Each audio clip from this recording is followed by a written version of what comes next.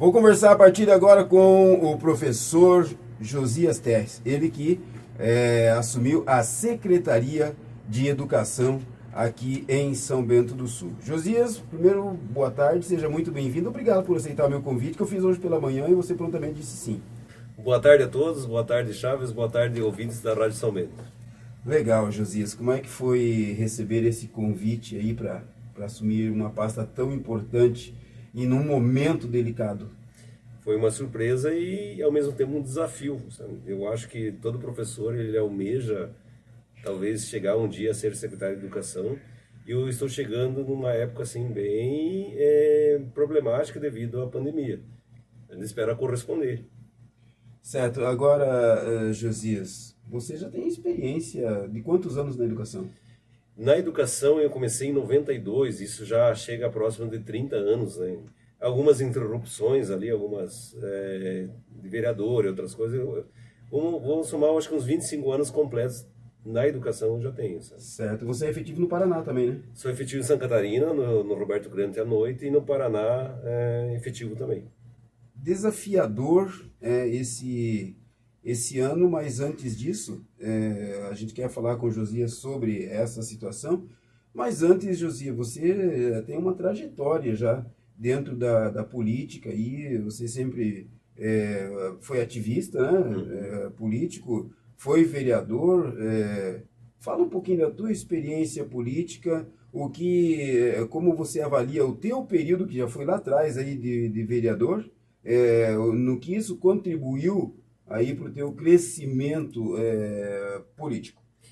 Eu acho, Chaves, assim, bem sincero, assim, quando a gente entra de vereadora, deve ser a experiência quase de todos, e a gente percebe, amadurece depois de deixar o cargo.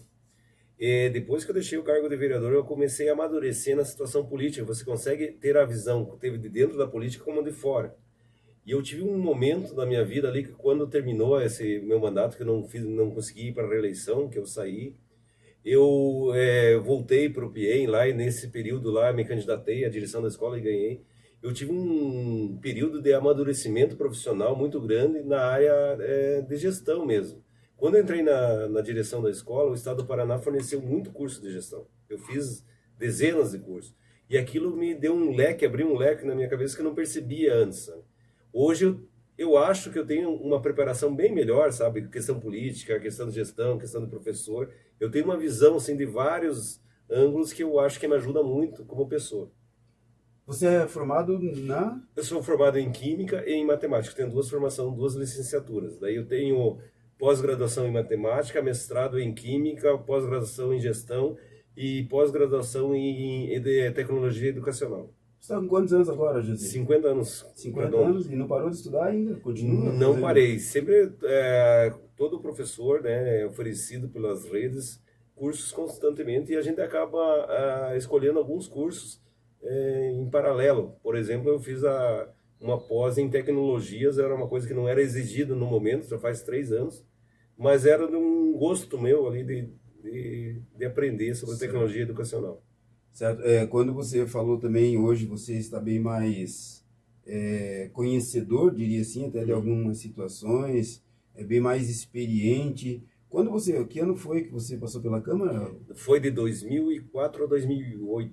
5, 6, 7, 8. Não, desculpa. 2008 a 2012. 2008 a 2012. Ah, tá. Você assumiu 1º de janeiro de 2009. 2008. Isso mesmo. Até o dia 31 de dezembro de 2012.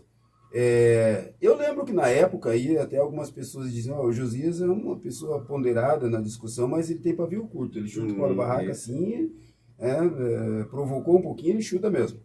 Como é que você está hoje sabendo que você vai lidar aí com pessoas de vários partidos, e infelizmente a política está presente também na educação e precisa também estar presente. Mas também situações assim, por exemplo, o que mata os secretários de educação, a ausência de professores, muitos atestados médicos ainda. Como é que você se sente assim para lidar com as situações? Eu tô mais amadurecido agora da época política ali, eu tenho meu gene, minha explosão natural, assim, eu consegui amadurecer um pouco mais, não totalmente, a gente acaba não deixando as características. Agora, quanto ao professor, eu tenho um sentimento igual ao dele, sabe? Eu sou professor de sala de aula também, apesar de estar na direção, sempre fui professor. Ele tem o sentimento. E o que que a gente preza nesse momento assim? É o bom serviço público, entregar um serviço de qualidade, um ensino de qualidade para as crianças. Quanto à questão que você comentou, a questão do cuidado do professor, da saúde do professor, até a gente já está trabalhando com um projeto, numa ideia com o Dr. Carlos ali, que é da medicina do trabalho, para nós desenvolver algum projeto que é preventivo para valorizar ou proteger o professor ao longo do tempo, sabe? Periódico, de orientação, de saúde, para a gente não cair em muitos casos. Às vezes é previsto dentro da escola, eu como diretor já percebi várias vezes, às vezes o professor, a gente percebe que ele começa a ter sinais às vezes de estresse, às vezes de pega 2, 3 atestados meio seguido porque ele está numa situação precisando de uma ajuda. E é nesse sentido que a gente estava conversando com o Dr. Carlos até hoje de manhã, de criar alguma coisa preventivo para orientar o professor, da saúde do professor, do servidor, e não só o professor, também o servidor que está dentro da escola, para a gente fazer isso periodicamente, para dar uma proteção para ele e uma orientação, talvez identificar alguma coisa que ele possa ter no futuro, que a gente possa tratar como servidor.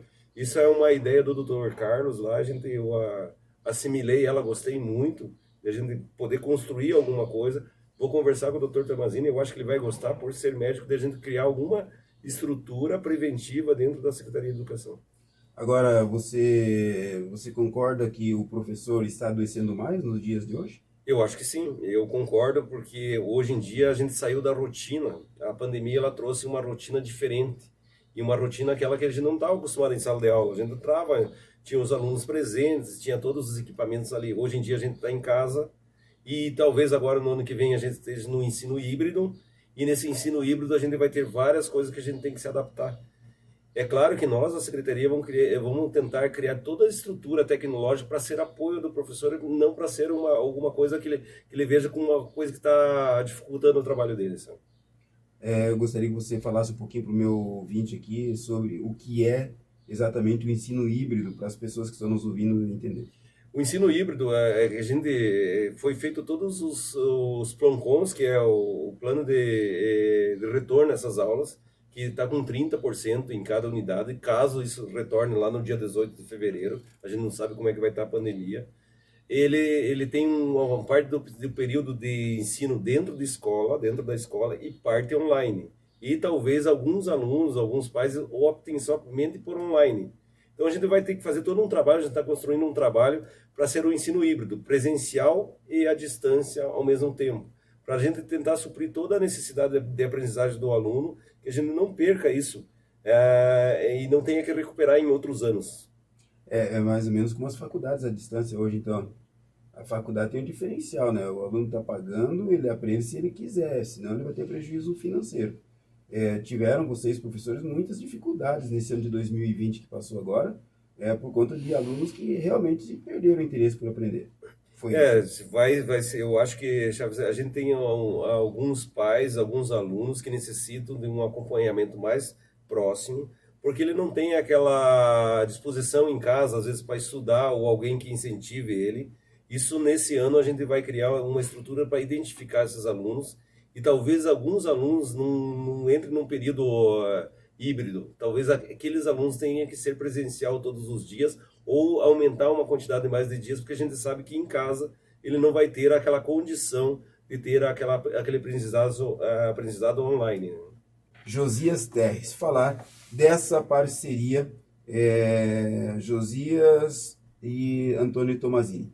Quando começou e em algum momento se estremeceu, se fortaleceu até chegar a hoje? Eu acho desde lá do início, lá em 2008, quando a gente assumiu, eu conheci o Tomazini mesmo em campanha, eu conhecia como médico, consultas, mas como companheiro de partido foi lá em 2008 que a gente assumiu em 2009. Durante todo aquele mandato de 2008 a 2012, a gente fez uma parceria mesmo de partidária e de ideias ali. Era muito comum, assim, o meu posicionamento do Tomazini, era muito parecido. Eu sempre fui combativo, um vereador combativo, brigando por ideias, e hoje ela é uma parceria boa também. Ela não se rompeu, ela se interrompeu num período que eu comecei a trabalhar no Paraná, me afastei da política, não tinha contato com ninguém, fiz campanha para o Tomazini, mas não fiz uma campanha de rua efetiva. Eu fui um aliado mais através das redes sociais, dos meus conhecidos, mesmo porque o meu trabalho no Paraná, ele era diário, mesmo na pandemia, durante todos os dias lá eu estive na escola, eu não interrompi meu trabalho. Sabe? Então não estava aqui no momento da política, estava no período noturno, no período noturno é alguma coisa meio pela internet. Mas o meu apoio foi total. Hoje eu acredito que é uma relação boa com o Dr. Tomazini, as ideias que ele foi, quando ele me procurou, casou com aquilo que ele gostaria que a educação fosse a longo prazo, e ali a gente está com uma boa relação com o prefeito. Bom, e essa boa relação que você tem com o Tomazini trouxe vocês até aqui. Você participou em algum momento aí do planejamento de equipe, por exemplo, que ele buscou aí várias opiniões,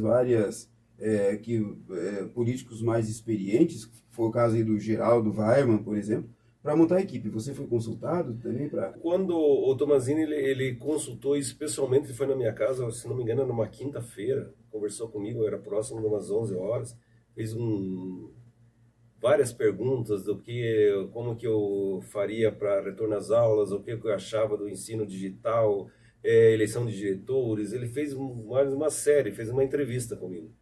E daí, depois dessa entrevista, ele disse, olha, eu vou numa reunião hoje à tarde, lá no final da tarde eu te retorno para ver o que deu. Daí, já umas 4h30, ele me ligou e disse, olha, às vezes é você mesmo o secretário. Não tenho conhecimento com quem ele conversou lá, mas foi assim que eu fui escolhido, né, pelo prefeito mesmo. Certo. E as tuas diretoras ou diretores já estão definidos lá na administrativa ali? A gente tem a diretora já de ensino definida, a diretora de gestão. São pessoas de carreira, né? A gente está seguindo a orientação do prefeito, que é para valorizar o pessoal de carreira. Talvez dentro da secretaria exista dois cargos apenas de pessoas que viriam de fora da rede, e a gente já está estruturando na reforma administrativa para cortar pelo menos uns 6 ou 7 cargos de chefia e transformar em função gratificada para valorizar o pessoal de carreira. Então, estou seguindo à risca a orientação do prefeito. Sim. Então, provavelmente, a longo prazo, ali, comissionado mesmo, e na secretaria deve ter umas 6 ou 7 pessoas, assim, que seja cargos que possa ser oferecido para pessoas de fora da rede. Certo. Claro que a gente depende ainda da aprovação da reforma administrativa, dessa sugestão que a gente está dando, desse enxugamento da máquina na parte da Secretaria de Educação. Você pode falar os nomes das diretoras já? Ou ainda... Eu acho que sim. É a dona Tati, que é a diretora de projeto da Tatiane, que é a coordenadora lá na Adélia Lutz, e a Prof. Ju, que é de gestão de pessoas, que também é da rede. As duas pessoas que estão trabalhando comigo. Ô Josias, quando se fala de direção também, a gente fica pensando na eleição, na direção das escolas. Você já está conseguindo montar as direções? Como é que está? Isso, hoje nós montamos um desenho com os nomes das diretoras. Nesse nosso desenho ali a gente viu a parte técnica e também a parte de oportunidade, uma parte também de trazer outras pessoas. Não estamos levando em consideração questão partidária. Muitas das diretoras que estão na nossa relação são diretoras que vão ser sugeridas ainda porque estão lá nas escolas. Não foi perguntado a elas ainda se elas aceitam ou não, a gente tem esse desenho. E o que a gente pode dizer da visita que eu fiz em todas as escolas lá em dezembro, na transição, é que eu vi as diretoras assim, um trabalho muito bonito nas escolas, as escolas muito bem organizadas, diretoras muito competentes. E até eu falei para elas que algumas delas poderiam ficar não com um desejo meu ali, mas sim por uma nova organização, ou talvez algumas iam sair, outras iam ficar, mas a definição do Tomazini é assim, não olhar para a questão partidária, não olhar e ver a questão da educação mesmo, já porque todas as direções de escola, a partir desse ano, a gente vai organizar toda uma consulta pública para indicação do novo diretor a partir de 2022. Então, nesse ano, a gente vai construir todo um processo para que isso aconteça, que era uma das promessas de campanha do Dr. Tomazini. Indicados os diretores para para 2, 4 anos? Como é que... A gente não tem ainda, a gente já sabe que já tinha um estudo da secretaria nesse sentido, um estudo lá. A gente tem algumas ideias, a gente não sabe do tempo, se vai ser para 2 ou 3 ou 4 anos. Eu acredito que menos de 2 anos eu acho que seria inviável. Estamos aí nos preparando para voltar às aulas dia 18. Vai depender de como vai estar a pandemia até lá, né, Josias? Mas alguns estados já pensam em retomar de qualquer forma as aulas presenciais, alegando que em algum momento todos vão passar pelo Covid, ou que a partir de fevereiro as pessoas estarão muito mais preparadas no que diz respeito à prevenção. O que você pensa sobre isso? As escolas estão preparadas, elas já têm já está todo certo com os protocolos de segurança para as crianças. O que eu digo assim, a gente já está construindo um calendário similar ao do Estado, já era um desejo dos professores que fosse sempre parecido ali, por causa da questão de férias, de início e final. A gente já está ajustando isso também. E o retorno, eu digo assim, eu preciso da autorização sempre da Secretária da Saúde. A Secretária da Saúde que é para nós, é quem vai dizer, no caso municipal aqui, vamos abrir, vamos fechar, como é que vamos fazer? Os protocolos a gente tem. Então, o desejo, eu acredito, dos pais também é que exista algum tempo onde o trabalho escolar do aluno seja organizado, mesmo ele estando em casa. Aí a gente depende do professor. E a gente sabe que talvez a pandemia não permita que seja o dia 18, mas em algum momento a gente vai precisar retornar. Talvez a gente alongue um pouco mais, a gente não sabe quanto tempo essa pandemia vai durar. Está vindo uma segunda fase, talvez vamos imaginar que ela dure 2, 3 anos ainda. Mesmo com vacina vem outro tipo de vírus, alguma coisa. Então a gente tem que estar preparado para ter um ensino híbrido, alguma coisa do aceite dos pais. O pai que tem que dizer para nós assim, eu quero meu filho na escola, eu quero meu ensino híbrido, eu quero meu filho no ensino online. E nós oferecer, como rede, oferecer para o pai isso. O que nós não podemos permitir é que o pai tire o aluno da escola ou que ele fique fora da escola, ou que nós não faça algum tipo de atendimento. Certo.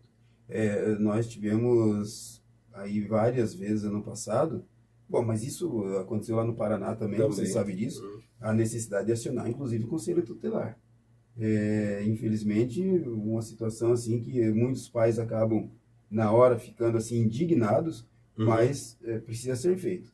Vai trabalhar nessa parceria também? Eu acho que seria o extremo, e quando chegasse ao extremo mesmo, depois a gente seguir todos os chamamentos do aluno, organização, incluir em várias maneiras diferentes, a gente não conseguir ver que há uma resistência familiar, e do aluno a gente sabe que é uma criança, então é um familiar do pai, e a gente não tiver opção, é garantido sempre por lei o direito ao aluno, e o pai não tem esse direito de tirar ele da escola, daí a gente tem que encaminhar, no caso, ao Conselho Tutelar, para tomar as medidas ali necessárias para que o aluno retorne a essa situação de estudos. Vou só fazer uma pergunta de uma ouvinte aqui. Ela quer saber, professor, se nessa intenção da escolha de diretores a comunidade escolar vai poder participar. Sim, a escolha de diretores ela é feita pela comunidade em geral, inclusive a comunidade escolar. Então, a comunidade escolar a gente considera todos os servidores que estão dentro da unidade escolar, e ele de qualquer setor, tanto especialista, professor, serviços gerais, todo mundo participa, bibliotecário, todo mundo, e os pais. Os pais vão ter o direito de indicar em nome do seu filho. O filho, por ele ser de menor, né, ele não tem essa condição, mas o pai ele tem o desejo de que aquela linha daquele diretor ou daquela diretora, ele escolher uma das linhas, sabe? E não vai ser a pessoa, e sim o planejamento que ela apresentar para conduzir a escola durante daqueles 2 anos. É em cima do planejamento que vai ser oferecido à escola. Ela vai ter que fazer um projeto. Vai ser um projeto. Ah, sim. Então, é ali que o pai tem que decidir. Então, esse planejamento tem que prever a evasão escolar, a repetência, a maneira do ensino dentro da escola, a condução dos professores. Ele tem que mostrar para a comunidade como que ele vai conduzir a escola durante aqueles 2 anos. E esses 2 anos que ele fica ali, 2 anos ou 3 anos, não é uma condição exclusiva numa eleição tipo de prefeito, vereador que tem um mandato. Na verdade, ela é uma indicação da comunidade, onde ele tem que respeitar as leis, tanto da CEMED, estadual, federal, de acordo com aquilo que sempre teve. Em todas as redes tem umas normativas que a diretora tem que seguir. Então não vai ser um mandato, e sim uma autorização da comunidade para aquela pessoa exercer ali o cargo de direção naquele momento. Josias, primeiro, o prefeito falou bastante na campanha e depois também, né, em valorização dos professores. Quando se fala em valorização, a gente já pensa em salário, né? O que ele tem te pedido e o que você tem sugerido para que essa valorização aos professores aconteça? Ele já me falou isso, ele já pediu para mim fazer um estudo, mas um estudo não aqueles estudos que demoram 4 anos para sair, um estudo mais rápido. Eu estou fazendo algumas simulações assim no sentido de estar consultando o jurídico na mudança. A gente vai mudar a lei do sistema esse ano. A lei do sistema é aquela que organiza todo o sistema escolar do município. A gente vai fazer várias mudanças, várias alterações. E lá dentro a gente pretende valorizar também o professor na questão da formação dele e na questão do participação de projetos, valorização de receber, ser valorizado além do vencimento dele, mas também da participação em alguns projetos vinculados a universidades, vinculados a algumas empresas, a projetos que levem o professor a aprender junto com o projeto, a se modernizar junto com o projeto, e no final do projeto ele sai um professor um pouco diferente do que ele entrou. Então, nesse sentido, a gente está trabalhando. Quanto à valorização salarial, daí a gente depende muito de uma análise do município lá. Depende lá da prefeitura, a gente vai mandar esses dados que a gente tem ali do nosso orçamento, mas depende muito de uma decisão sindicato, prefeitura e outras coisas. Agora, na parte de educação, a gente pretende trabalhar muito no incentivo do professor a aprender, receber, mas a estar aprendendo também com aqueles projetos. Bom dia, professor Josias. Tem pais que nem compareceram para retirar as atividades e apostilas e a APP, perdão, teve prejuízo em impressão. Deveria também rever algumas situações para esses pais que não estão cumprindo com os seus deveres. Agora a gente vai reorganizar toda a rede. A gente vai ter com esse modelo de ensino híbrido, o pai vai poder ou é híbrido dentro da escola, ou se for uma casa de necessidade todos os dias, ou online. Então a gente vai tentar evitar a questão do material impresso. Então a gente vai ver cada situação, cada aluno, de que maneira que a gente vai encaixar. A tendência é que nós elimine material impresso e nós trabalhemos com a aprendizagem dos alunos. Então nessa plataforma que a gente está criando, a gente está estudando bem ainda, essa semana a gente vai criar todo um sistema que o professor ele fique mais tranquilo na sala de aula, com todos, a gente vai reorganizar toda a grade escolar, com matéria por matéria, conhecimento essencial que o aluno tem que ter. A gente vai fazer toda uma reformulação. Eu acredito que a gente inicia ali em fevereiro, aplicando, ela vai se modernizando durante o ano, mas com certeza nos outros anos vai ficar um material, alguma coisa muito sólida para a Secretaria de Educação, em termos de projeto travessia, reforço escolar, quando o aluno adoece, a gente vai criar toda uma estrutura nova, um novo jeito ali, tem o suficiente de experiência numa outra rede para trazer algumas coisas que deram certo. Boa tarde, pergunta para o secretário da Educação, se todos os diretores... ela está querendo saber se nesse primeiro momento vão ficar os diretores que estavam no passado. Não, isso já está definido. Alguns trocaram, outros vão ser convidados a ficar. Certo. Mas já está sendo resolvido. Até porque eles precisam voltar meio logo, né? Não, e já tem livros chegando, e já precisa que a escola esteja aberta, e Sim. sabe, tem... Os diretores são os primeiros que voltam. Isso, os diretores. Josias, tem uma situação que a gente sempre fica pensando e torcendo para melhorar com relação à educação especial. Mas não só os autistas, a educação especial num todo. Foi pensado alguma coisa? Chegou para vocês aí alguns pedidos de melhoria? O que você pensa para a educação especial? Eu acho que a educação especial ali, ela precisa ter a nosso olhar assim bem próximo, sabe? São crianças que dependem muito das ações da secretaria. Eu, assim, olhando para a educação especial, eu pretendo assim que a gente traga mais próximo da questão do autista, mas seja mais central. A gente tem um prédio, eu gostaria que fosse mais próximo do centro, mais centralizado e concentrado várias áreas ali, junto com o centro de autismo.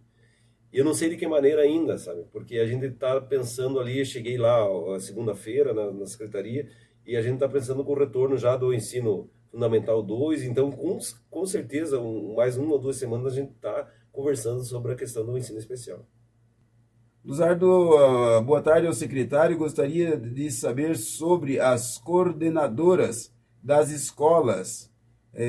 Também deve mudar ou vão continuar? Deve mudar também, né? Muda o governo, deve mudar também. Já está também. A gente já tem assim, alguns nomes de coordenadoras, até algumas que também vão permanecer, mas as coordenadoras vão ser nomeadas lá no início de fevereiro. Então, já para dar mais uma economia, a gente vai nomear primeiro o diretor, e daí lá no início de fevereiro, quando começar os trabalhos escolares e mesmo pensar na parte pedagógica, a gente vai fazer essa nomeação, né? Olha, se você não tiver resposta, tudo bem. Tá. Depois alguém me passa, você passa para alguém Tá. me repassar. Aqui a ouvinte diz: e nós, auxiliares de serviços, vamos ser reconhecidas nessa nova gestão? O nosso um terço de férias, né? Não é um quarto, é um terço de férias. Vamos receber esse mês? Auxiliares de serviço, e eu acho assim, quem teve direito a férias, eles vão receber esse 1/3 de férias esse mês ainda. O dia eu não posso afirmar qual o dia ainda, eu, conversando lá com o pessoal da administração, eles disseram que vai ser esse mês, sei lá, deve ser próximo ali do 15, 20, eu não posso dizer a data ali, porque eu não tenho essa data, mas vai ser esse mês. Quando o funcionário solicita as férias, mesmo que ela seja parcelada, né, ele já recebe 1/3 de férias já no início. E a educação infantil, professor Josias, quando volta? A educação infantil, a gente vai ter um cuidado. Eu não consigo imaginar que eu abra todas as escolas ao mesmo tempo. Porque se nós abrir todas ao mesmo tempo, principalmente as crianças, os bebês que estão lá dentro das creches, a gente não sabe como que vai ser. Então eu vou me espelhar muito nas cidades vizinhas, olhar muito para a gente abrir. O que a gente tem ideia é que todos nós servidores temos que validar nosso trabalho. Todos nós, independente da pandemia ou não, em casa, online. E a gente sabe que os casos das atendentes, que ela não tem uma função específica online, que a gente não tem essa função, a gente está tentando achar maneiras de ocupar essas pessoas para validar o salário delas. Eu acho que é importante isso, é importante para elas entenderem que hoje, mesmo na pandemia, a gente tem que ter algum mecanismo que oficialize ou valide o salário que a gente ganha. Eu sei que se eu estou online em casa, trabalhando no home office, eu estou desenvolvendo algum trabalho. E a gente tem, é assim que eu consigo ver agora, nesse momento, que a gente tem um pouco de dificuldade de criar esse tipo de trabalho para atendente educativo. Certo, mas os atendentes voltam. Elas já tiraram as férias antecipadas, a gente deixou esse primeiro momento de sobreaviso, elas estão em casa. A gente está organizando, provavelmente a semana que vem vai estar pensando de que maneira a gente vai criar essa ocupação, essa validação desse salário durante o ano, se demorar para retorno das aulas nas creches. As professoras a gente já sabe que atendem os alunos de maneira online, WhatsApp, certo, lá e tal. Mas a gente está criando isso, está criando essa estrutura, vai conversar com o sindicato. A gente gostaria muito que a atendente que estivesse me escutando, a gente quer validar o trabalho delas. A gente quer que ela sinta orgulho, assim, mesmo que ela está perdendo algumas coisas, hoje ela está perdendo, elas estão perdendo, se não me engano, o vale alimentação. Sim. Então, não estão exercendo uma atividade. A gente quer ver de que maneira a gente deixa elas tranquilas, assim, validando o salário delas, para que a comunidade mesmo olhe para ela como profissão de atendente, diga assim, nossa, elas estão fazendo, lá elas não estão em casa, porque em casa a gente não consegue colocar uma atividade para elas, de atendente, então, e alguma coisa a gente vai pensar a partir da semana que vem para elas. A pessoa me perguntou aqui, mas se os diretores vão votar já, quando a comunidade vai opinar? Não, veja bem, o Josias falou do projeto que vai ser elaborado agora, aí para que aconteça a escolha dos diretores, se for tudo aprovado, tudo certinho, não quer dizer que vai acontecer no final desse ano. Mas a expectativa é que no final do ano faça essa escolha para que em 2022 comece os diretores indicados pela comunidade escolar. A gente imagina que esse projeto ele tem que ser um projeto de lei, organizado no sistema, ele vai para a Câmara dos Vereadores, aprovado na Câmara dos Vereadores, a gente vai criar toda a estrutura e resoluções de como vai ser esse projeto de escolha, tanto do plano de ação do diretor, e também, ali, eu imagino lá por agosto que tem essa escolha, e depois a gente precisa de um tempo de treinamento desse novo diretor, para esse novo diretor chegar seguro dentro de uma escola, um novo modelo, já que ele vai ser indicado pela comunidade. Hoje fica muito de responsabilidade da Secretaria de Educação. A gente indica e a gente tem aquele, não está correspondendo, a gente pode trocar. Sendo colocado pela comunidade, a gente tem que dar um treinamento, dar uma base para esse diretor, para ele poder exercer o cargo de diretor de escola. Ô Josias, você já se inteirou da situação lá da Escola Rodolfo Berti? Sim, já estive lá. Porque aqui, acho que é o professor Mário André, que está me perguntando, é o professor Mário André Mendes. Boa tarde para ele, que está sempre ouvindo a gente aqui. Ele quer saber se você... Vou ler a pergunta dele aqui. Professor Josias, sobre a reforma ou construção da Escola Rodolfo Berti, estamos esperando para a nossa segurança, tanto dos professores quanto dos alunos. Já estamos 2 anos numa situação e tudo está isolado ainda. Eu estive na Escola Rodolfo Berti, eu sei que uma parte dela está condenada mesmo, a qualquer momento pode dar algum acidente lá. Essa escola, no final do ano, ela foi para licitação, ela deu deserto quer dizer que não apareceu ninguém para construir ela, mas essa semana a gente já encaminhou ela de novo e parece que agora vai ter empresas interessadas. Então, no que aparecer, ela já está em licitação novamente, no que aparecer é a urgência mesmo, aquela lá nós precisamos que ela seja executada, e é claro que não vai ser obras de questão assim, talvez vai meses ali, vai ter que ser feito quase que uma estrutura nova naquela que está caindo. Eu nem vi o que aconteceu lá. Ela rachou, a escola ela rachou, literalmente rachou mesmo. Eu acho que o solo ele trabalhou e condenou toda uma ala nova lá. Então ela vai ter que ser totalmente recuperada. O professor está te agradecendo aqui também pela resposta aí. Funcionários que trabalham na educação e que fazem parte dos grupos de risco aí do Covid-19, ou seja, aqueles com doenças crônicas, idosos, que tem professor com mais de 60 anos também trabalhando ainda. Eles voltam, também a previsão de voltar junto com os demais? Nós vamos criar todas as normativas para o professor que ele estiver em caráter de risco, a gente vai encaminhar via médico do trabalho, essa autorização ou esse documento dizendo para nós, esse professor precisa estar em trabalho home office, vamos supor assim. Mas mesmo que ele esteja em home office, nós vamos ocupar o professor talvez com turmas online exclusivas. Então todo professor, se ele tem 20 horas de aula, ele tem 10 turmas, ele vai ter aquela quantidade de aluno referente a 10 turmas online, se ele for um professor de grupo de risco.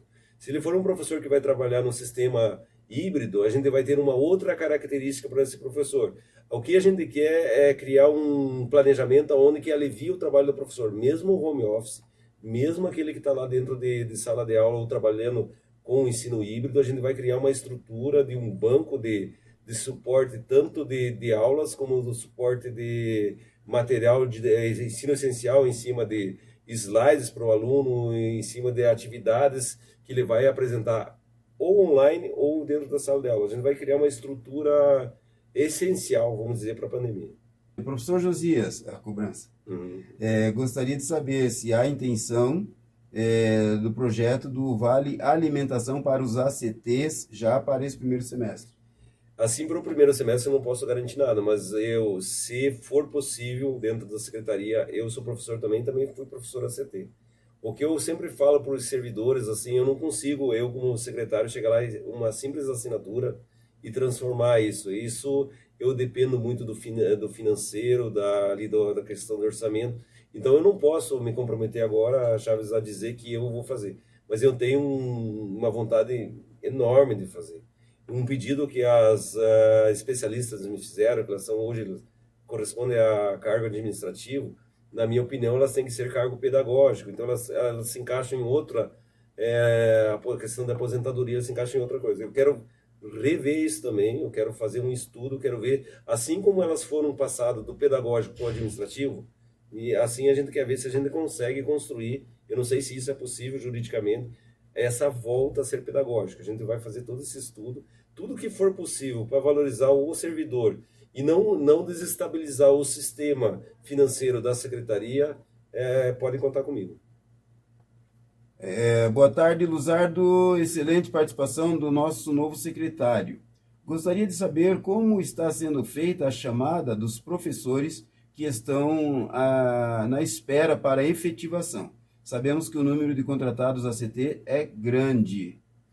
Assim, os contratados ACTs, a gente existe no município, e eles existem porque os diretores ali que estão nas escolas hoje, vamos dizer assim, eles abrem a vaga na escola. E a gente não consegue contratar um efetivo naquele lugar daquele professor que uma hora ele retorna. Todas as vagas que forem vagas que não tenha vinculação com nenhum outro cargo, que ela seja vaga exclusiva, em aberto, a gente pretende chamar os professores efetivos para serem efetivos. Isso é um desejo meu, só a gente não consegue completar as vagas vinculadas, né? Aqui o Josias está perguntando quando voltam os auxiliares de serviços gerais para as escolas. A gente vai organizar isso também, né? A Certo. gente vai organizar, e a minha ideia é que todos nós, como servidores, a gente tem que validar aquilo que a gente recebe no município todos os meses.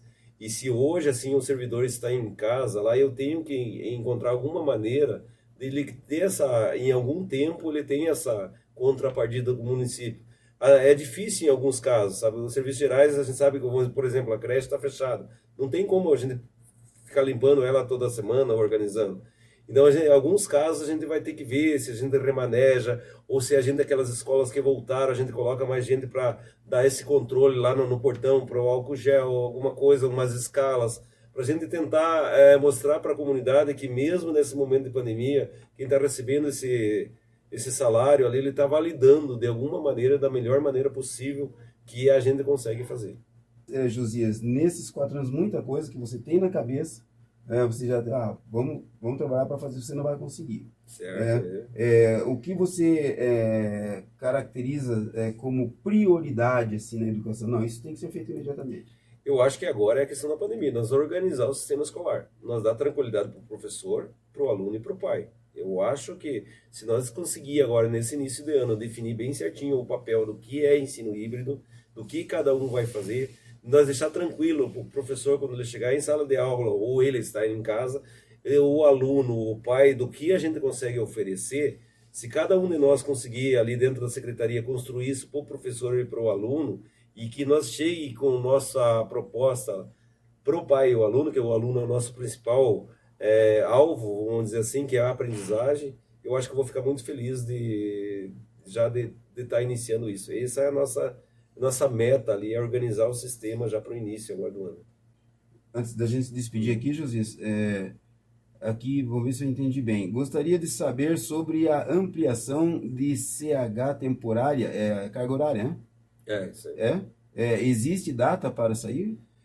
Não existe data, por quê? Porque quando foi feita as matrículas no ano passado, como ela é de forma online, muitos alunos não fizeram nem a rematrícula. Nós vamos iniciar novamente essa rematrícula no dia 18, para nós completar as turmas bem certinho, para nós ver se nós não temos que tirar alguma turma, para ter um limite ali de alunos por turma. A gente não pode criar uma turma, por exemplo, com 10 alunos, com 5 alunos, não existe essa possibilidade. Então nós esperamos essas rematrículas acontecerem tudo certinho. A gente vai fazer toda uma análise do que tem de professor efetivo e professor que vai ter que ser contratado. E antes de contratar o professor ACT, a gente vai providenciar essa ampliação de carga horária para os professores, desde que não seja vaga vinculada. Tenho 2 minutos, Josias. Quero primeiro te agradecer por ter aceito o convite. Eu sempre... É uma prática desde 1998, quando eu comecei aqui na Rádio São Bento, e em 2000, quando eu comecei a apresentar o Jornal de São Bento. A saúde e a educação, a gente sempre deixou as portas e os microfones escancarados aqui, porque são 2 setores que a comunidade precisa muito aí. Todos os setores precisam, mas a saúde e a educação precisam estar sempre bem informado. Então, para você também, eu reitero aqui, que quando você precisar, é só passar um WhatsApp ali e a gente já está programando. Igualmente, Chaves, eu acho que a imprensa ali, as portas estão abertas da secretaria, lá vai ser uma gestão totalmente transparente. A gente não tem nada para esconder do que vai ser criado lá. E quando a gente errar, a gente vai assumir também e vai tentar mudar e acertar. Igual você falou, talvez a gente tenha muitos acertos e também vai ter alguns erros. E esses erros a gente vai consertar. Fica de portas abertas lá para você, Chaves. Eu admiro também o teu trabalho, desde a época que eu era vereador, a gente sempre teve uma boa relação, e eu tenho certeza que essa boa relação vai somar para a secretaria e para o pai e o estudante que às vezes está precisando de uma notícia ali nossa aqui da Secretaria de Educação. Bacana, eu só não te perguntei como foi a transição, a Noeli foi... Nossa, 100%. A Noeli, assim, foi excelente, sabe? Até eu falei para ela e falo as mesmas palavras. Sinoli, a maneira como que você criou a transição comigo é uma escola para mim fazer a transição para o próximo secretário então, eu espero que seja daqui a 4 anos, mas que seja igual, assim, porque você foi excelente. Oh, que bom. Josias, muito obrigado. Ótimo trabalho para você e a vocês que são professores, servidores da educação, no que puderem ajudar, porque a educação é para todos nós. Né? Ajudar o secretário, independente de camisa partidária, Certo. para que a coisa realmente aconteça em favor dos estudantes. Obrigado, Josias. Tudo de bom para Obrigado. você. Obrigado, pessoal.